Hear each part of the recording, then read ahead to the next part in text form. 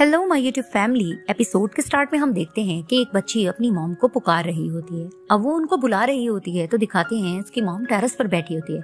अब उनको रोकती हुए मॉम आप क्या कर रही हैं, और वो टेरेस से छलांग मार लेती है। अब वो मॉम मॉम कहते हुए उनको देखती है और वहां पर ही रोने लग जाती है।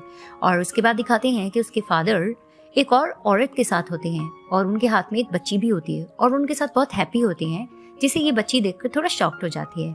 और ये बच्ची और कोई नहीं, हमारी मेन लीड हीरोइन जियाजी होती है। ये अपनी स्टोरी अपनी एक फ्रेंड को सुना रही होती है। तभी इसकी फ्रेंड कहती है कि अच्छा, तो वो तुम्हारी नाजायज बहन है, यानी तुम्हारी हाफ सिस्टर। वहां पर ही जियाजी उसे कहती है कि इस झूठ के साथ साथ मेरी जिंदगी में एक और झूठ भी था।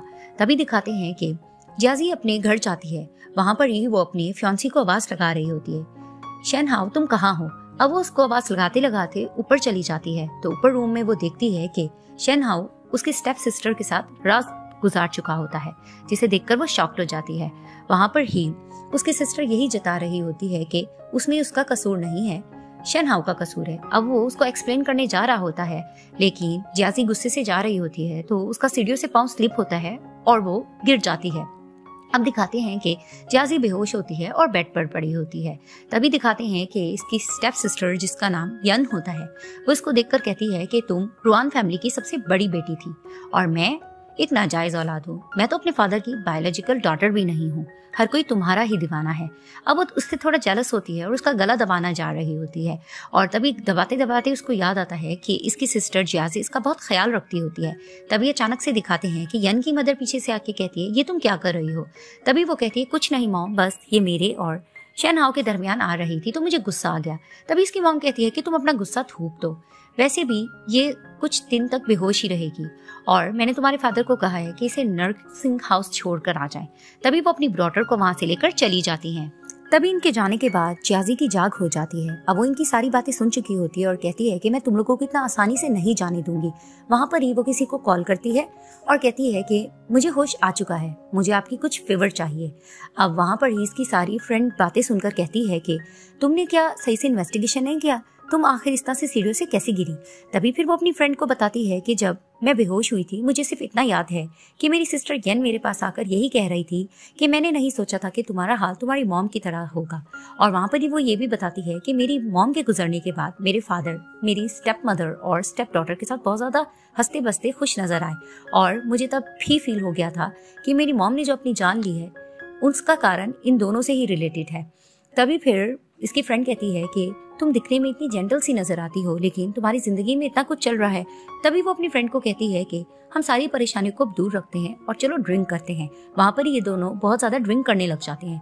उसके बाद जियाजी कहती है कि मुझे वॉशरूम जाना है। अब वो वॉशरूम के लिए जा रही होती है तो अचानक से लड़खड़ाते हुए उसका धक्का हमारी मेन लीड हीरो जियांग के साथ लगता है।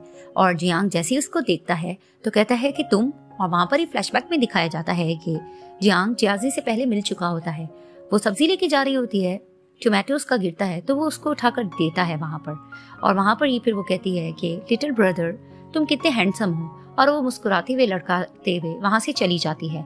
अब जियाजी गैरेज साइड पर जाती है। वहां पर ही वो एक ब्लैक कार देखती है और कहती है कि मैं इसी कार में क्या आई थी, और उसी में ये बैठ जाती है।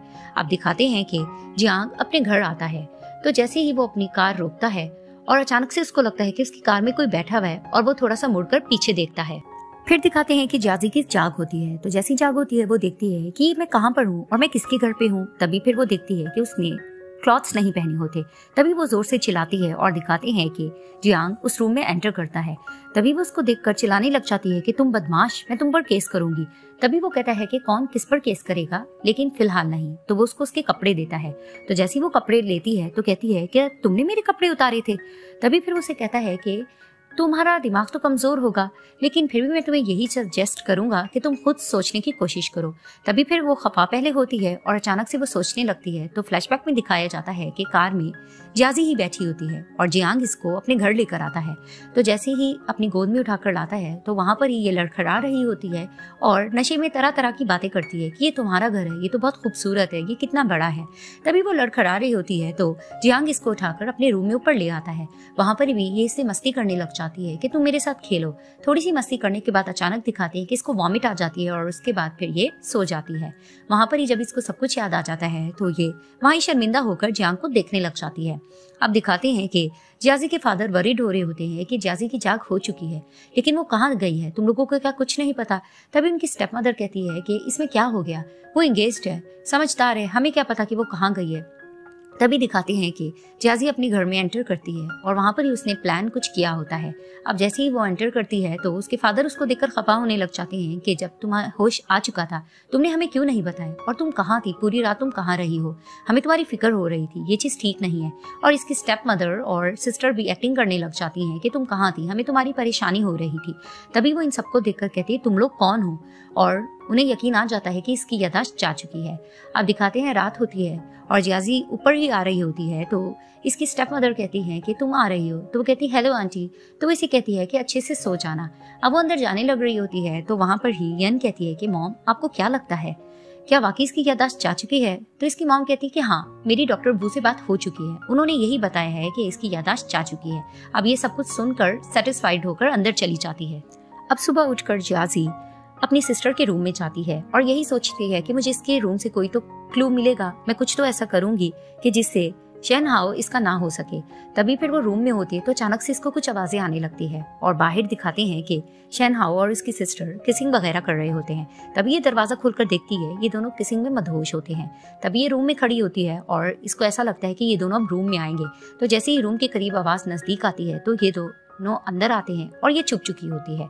अब जैसे ये दोनों अंदर आते हैं, ये दोनों किसिंग कर रहे होते हैं और वहां पर यन इसको कहती कि हाओ, मैं तुम्हें जियाजी का नहीं होने दूंगी, वैसे भी वो तुम्हें पसंद नहीं करती, मैं तुम्हें बहुत पसंद करती हूँ।